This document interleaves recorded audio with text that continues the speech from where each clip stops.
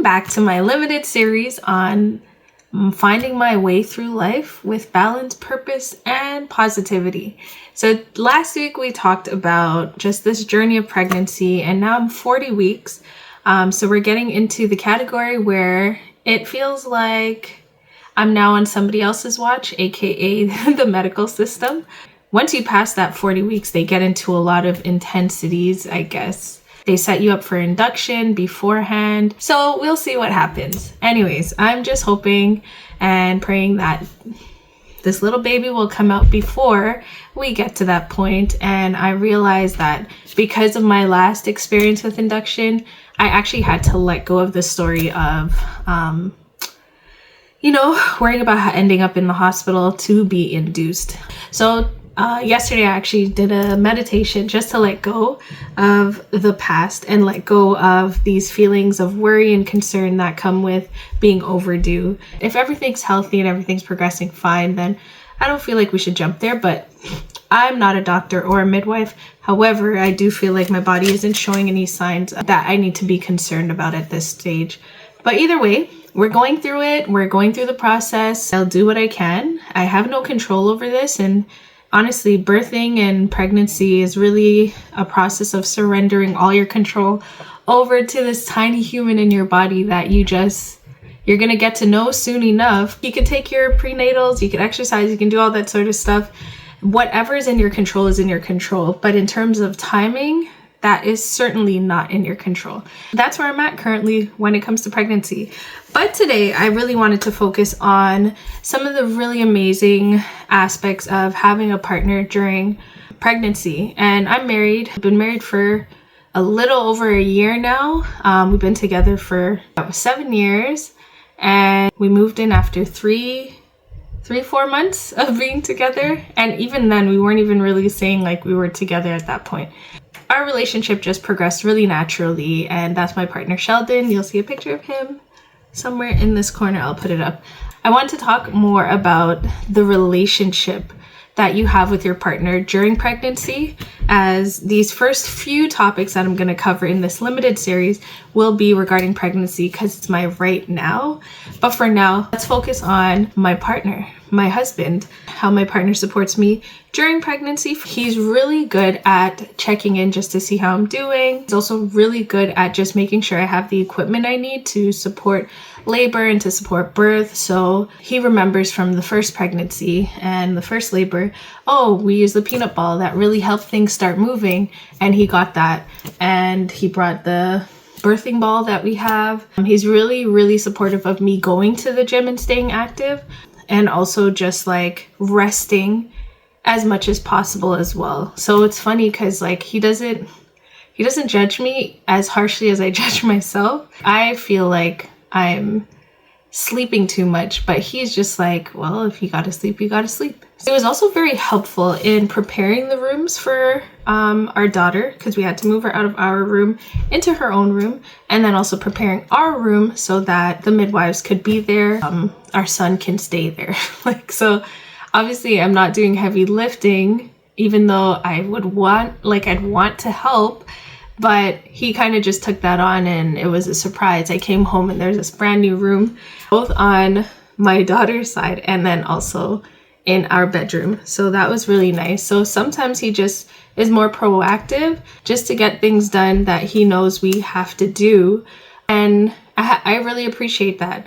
I don't feel like I'm that easy to deal with right now. This second pregnancy, as I've gotten into this later point, where I'm more tired. He's waking up earlier to get our daughter ready for daycare, and in the evenings he's picking her up, and normally that would be like what I would do, just because again I have more flexibility in my schedule, whereas he doesn't have the flexibility in his schedule all the time.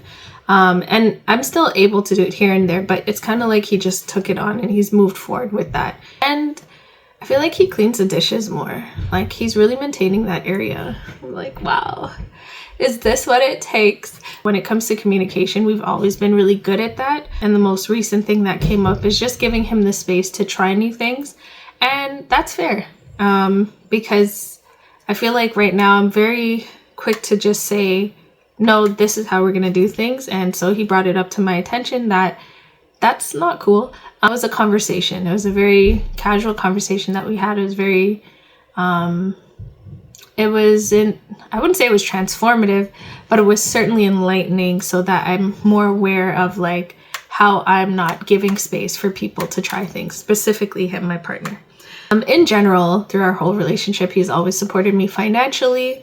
We're not a 50-50 relationship type of couple in the sense of like, we don't concern ourselves with that type of discourse that you see online, because it doesn't make sense. It's such a waste of time. It's such a waste of our talks. It's a waste of like our thought process. We do what works for us. And that is the bottom line of any working relationship. What works for you is what you guys decide. When we came into this relationship, I was a lot more financially independent. And then at different points, it would be like this because I had my own business. And then when I left my business, I was very much dependent on him, but it changed. It transitioned into then working again. So yeah, it's just about deciding what works for you in your relationship. After pregnancy, after birth, here's where there's only so much he can do, and I have to have a lot of understanding for that. It can be frustrating because you want your partner to be able to step in every aspect. But as a breastfeeding mother, he can't feed the baby unless I'm pumping and putting it in a bottle. And when those times came, he certainly helped with that. And once I finished breastfeeding, he actually will take the baby. If they don't fall asleep, he took Phoenix and he would hold her and try to put her to sleep. So he's helpful where he can be. And that's also another positive side of having a partner during pregnancy and after birth.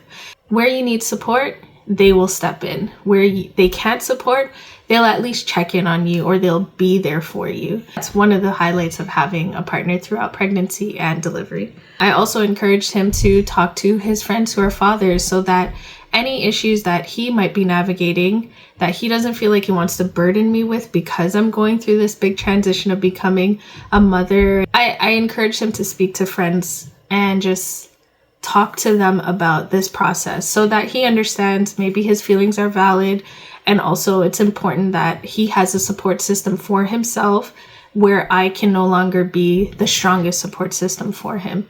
And it didn't mean that we didn't have conversations about what he was going through. It just meant you also have a support system that isn't as heavily reliant on me, because now I'm a huge support system for someone else, which is the baby. And I encourage that for people, that as a partner, find your support group, right? And that's important because men don't like to talk a lot about their experiences or their feelings. And some people in general don't like to talk a lot about their feelings, but you need to have a support system to connect with so that you are somewhat normalized in your experience. And that helps to bring a level of humility, and it reduces a bit of the stress that you might feel like you're not doing enough, or that you just don't even know what you're doing in this process.